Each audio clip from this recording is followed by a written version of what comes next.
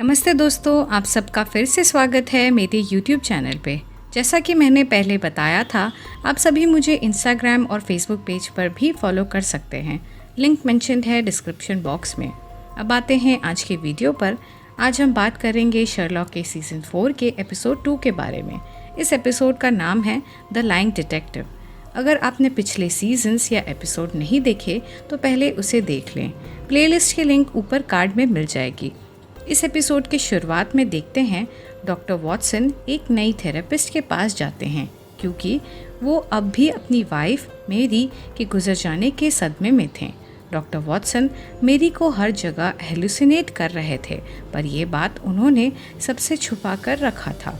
उनकी थेरेपिस्ट पूछती है कि क्या वो शर्लॉक को इन सब का जिम्मेदार मानते हैं, लेकिन डॉक्टर वॉटसन कहते हैं वो अब शर्लॉक के बारे में सोचते भी नहीं हैं। और तब अचानक थेरेपिस्ट के घर के सामने एक कार तेज़ी में आकर रुकता है। अब हम देखते हैं गलवर्टन स्मिथ को, जो एक बहुत बड़े एंटरप्रेन्योर हैं और उनके कई सारे कंपनीज भी हैं और एक हॉस्पिटल के ओनर भी। वो एक मीटिंग अरेंज करते हैं जिसमें उनकी बेटी फेथ भी मौजूद थी। स्मिथ कहते हैं उन्हें कुछ कन्फेस करना है और वो किसी को मारने वाले हैं, पर उसके पहले उन सभी को एक ड्रग्स देते हैं जिसकी वजह से उन सभी को उस मीटिंग के बारे में कुछ भी याद नहीं रहेगा। लेकिन ड्रग्स लेने के बावजूद भी फेथ को कुछ टुकड़ों में बातें याद थी और कुछ ही देर बाद एक पेपर पे उसने वो बातें लिख दी थी। 3 साल बाद फेथ शर्लॉक के पास जाती है और उस मीटिंग के बारे में सारी बातें बताती है और वो पेपर भी दिखाती है। फेथ शर्लॉक से मदद लेना चाहती थी कि 3 साल पहले उसके पिता ने किसको मारा था, जिसके बारे में वो उस मीटिंग में बता रहे थे। शर्लॉक उस पेपर को देखकर फेथ के बारे में कई सारे डिडक्शंस करते हैं। शर्लॉक मेरी के गुजर जाने के बाद से बहुत ज़्यादा ड्रग्स लेने लगे थे और उसकी वजह से साइड इफ़ेक्ट्स भी काफ़ी हो रहे थे। फेथ शर्लॉक से कहती है वो उनके आखिरी होप हैं, पर फिर भी शर्लॉक केस लेने से इनकार कर देते हैं क्योंकि उनको ये केस अजीब और बोरिंग लग रहा था। फेथ उदास होकर वहाँ से निकल जाती है, लेकिन शर्लॉक को कुछ ध्यान आता है कि फेथ का बैग काफ़ी भारी लग रहा था और शायद उसमें गन हो सकता है, और तुरंत ही शर्लॉक उसे नीचे आकर रोक लेते हैं क्योंकि उन्हें लगा कि फेथ सुसाइड करने वाली है। और शर्लॉक फेथ के साथ लंदन के स्ट्रीट्स पर वॉक करने के लिए निकल जाते हैं। शर्लॉक फिर उस लेटर को देखकर फेथ के बारे में और डिडक्शंस करते हैं, जैसे कि फेथ ने उस लेटर को बहुत दिनों तक एक बुक के अंदर रखा था क्योंकि वो एक रिलेशनशिप में थी और उस लेटर को छुपा रही थी। लेकिन पेपर पे पिन से किया गया एक छोटा सा होल है। इसका मतलब ये कि पेपर को नोटिस बोर्ड पे लगाया गया था और अब उसे छुपाने की ज़रूरत नहीं है, यानी कि फेथ का ब्रेकअप हो गया है।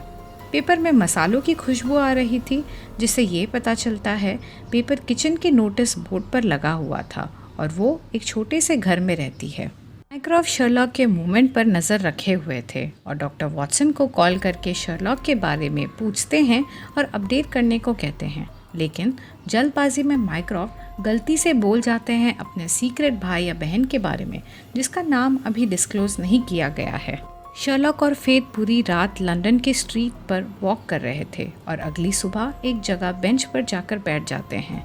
शर्लॉक फेथ का केस लेने के लिए मान जाते हैं। शर्लॉक फेथ का गन लेकर पानी में फेंक देते हैं। शर्लॉक को ड्रग्स के साइड इफ़ेक्ट्स हो रहे थे, इसलिए उन्हें अपने बचपन के कुछ मेमोरीज याद आ रहे थे और घबरा गए थे।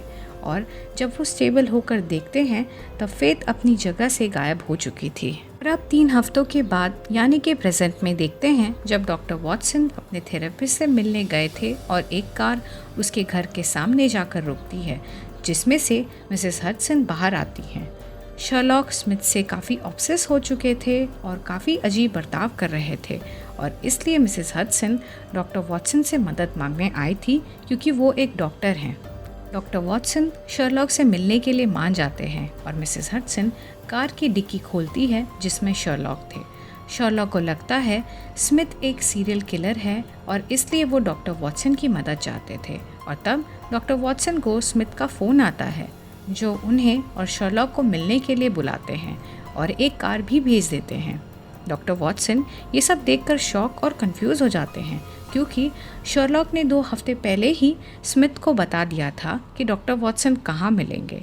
कुछ ही देर में मॉली भी वहाँ आ जाती है, जिसे शर्लॉक ने 2 हफ्ते पहले ही वहाँ आने को कहा था।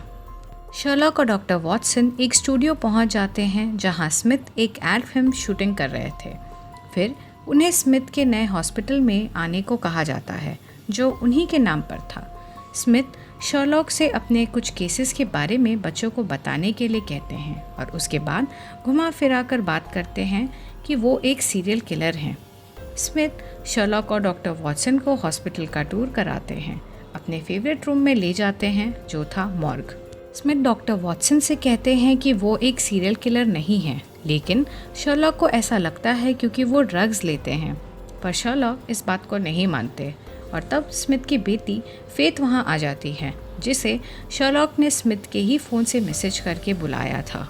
शर्लॉक फेथ को देखकर शॉक हो जाते हैं क्योंकि जो लड़की उस दिन शर्लॉक से मिलने आई थी वो फेथ नहीं थी बल्कि कोई और थी। फेथ भी कहती है वो शर्लॉक से पहली बार मिल रही है और वो शर्लॉक के घर के आसपास भी नहीं गई कभी। शर्लॉक बहुत ही कंफ्यूज हो जाते हैं और उन्हें लगता है ड्रग्स के साइड इफ़ेक्ट्स के वजह से वो फेथ को हेलुसिनेट कर रहे होंगे और मेंटली अनस्टेबल हो जाते हैं और वहाँ रखी एक छुरी उठाकर स्मिथ पर हमला करने के लिए आगे बढ़ते हैं। लेकिन डॉक्टर वॉटसन बीच में आकर उन्हें रोक लेते हैं और बहुत मारते हैं क्योंकि डॉक्टर वॉटसन गुस्से में थे और शर्लॉक को ही मेरी की मौत का जिम्मेदार मानते थे। शर्लॉक को स्मिथ के ही हॉस्पिटल में एडमिट किया जाता है। डॉक्टर वॉटसन अपनी वॉकिंग स्टिक हॉस्पिटल में ही छोड़कर वापस बेकर स्ट्रीट आ जाते हैं। वहाँ माइक्रॉफ्ट मौजूद थे और कुछ लोग शर्लॉक के घर की तलाशी ले रहे थे। डॉक्टर वॉटसन माइक्रॉफ्ट से उनके सीक्रेट भाई या बहन के बारे में पूछते हैं, लेकिन माइक्रॉफ्ट उसका कोई जवाब नहीं देते हैं। डॉक्टर वॉटसन को मेरी का दिया हुआ सीडी मिलता है जो उन्होंने शर्लॉक को दिया था। डॉक्टर वॉटसन उस वीडियो को देखना शुरू करते हैं, लेकिन फिर रुक जाते हैं और मिसेस हडसन सभी को कमरे से बाहर निकल जाने को कहती हैं। स्मिथ शर्लॉक के रूम में आ जाते हैं एक सीक्रेट दरवाजे से। शर्लॉक कहते हैं कि वो स्मिथ के हाथों मरना चाहते हैं और स्मिथ मर्डरर होने का कन्फेशन करते हैं। दूसरी तरफ डॉक्टर वॉटसन मेरी का वीडियो मैसेज देख रहे थे। मेरी शर्लॉक से कहती हैं डॉक्टर वॉटसन की जान बचाने के लिए, और क्योंकि उनके अलावा डॉक्टर वॉटसन का कोई नहीं है इसलिए डॉक्टर वॉटसन को बचाने का सिर्फ एक ही तरीका है कि शर्लॉक खुद को किसी मुश्किल वाली सिचुएशन में डाल दें। डॉक्टर वॉटसन समझ जाते हैं कि शर्लॉक भी जो भी कर रहे हैं सब मेरी के कहने पर कह रहे हैं और उन्हें पता चल गया है कि शर्लॉक की जान खतरे में है, इसलिए तुरंत वो घर से निकल जाते हैं और लेस्ट्राड को भी कॉल कर देते हैं। स्मिथ शर्लॉक को मारने की कोशिश कर ही रहा था और तब तक डॉक्टर वॉटसन वहां पहुंच जाते हैं और शर्लॉक की जान बचा लेते हैं। शर्लॉक कहते हैं स्मिथ ने अपने मर्डरर होने का कन्फेशन किया है, लेकिन स्मिथ पूछते हैं कि उनके पास कोई सबूत है इस बात का। शर्लॉक कहते हैं डॉक्टर वॉटसन की वॉकिंग स्टिक में एक डिवाइस है जिस पे सारे कन्फेशंस रिकॉर्ड हो चुके हैं और पुलिस स्मिथ को अरेस्ट कर लेती है। अब शर्लॉक और डॉक्टर वॉटसन घर पर बैठकर बात कर रहे थे। शर्लॉक बताते हैं कि उन्होंने कैसे फेथ के साथ लंदन के स्ट्रीट पर पूरी रात वॉक किया था और उन्हें लगता है ड्रग्स की वजह से उन्होंने फेथ को हेलुसिनेट किया था, जिसने स्मिथ के बारे में सारी इन्फॉर्मेशन दी थी जो उन्हें पता नहीं था और उनका दिमाग और तेज़ चलने लगा था।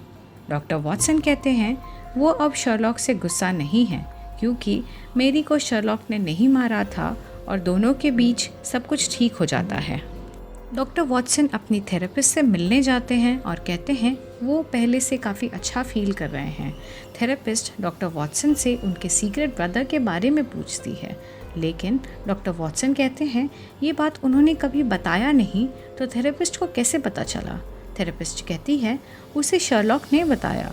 तब डॉक्टर वॉटसन कहते हैं शर्लॉक बस एक बार उस घर में आए थे और तब शर्लॉक ने इस बारे में कुछ नहीं कहा था। थेरेपिस्ट कहती है उसने शर्लॉक के साथ लंदन के स्ट्रीट्स पर पूरी रात वॉक किया था और अपना चश्मा उतार देती है। ये थेरेपिस्ट वही है जो शर्लॉक के घर नकली फेथ बनकर आई थी और अपने बाल पीछे करके कान पर एक फ्लावर लगा हुआ दिखाती है।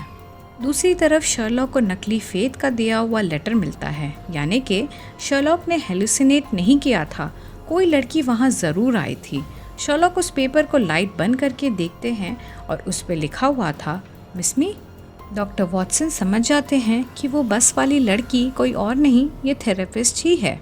डॉक्टर वॉटसन पूछते हैं कि वो आखिर है कौन। वो कहती है उसका नाम है यूरोस। माइक्रॉफ्ट और शर्लॉक का कोई सीक्रेट भाई नहीं, बल्कि एक सीक्रेट सिस्टर है जिसका पूरा नाम है यूरोस होम्स। डॉक्टर वॉटसन वहाँ से निकलने की कोशिश करते हैं, लेकिन यूरोस उन पर गन पॉइंट करके गोली चला देती है।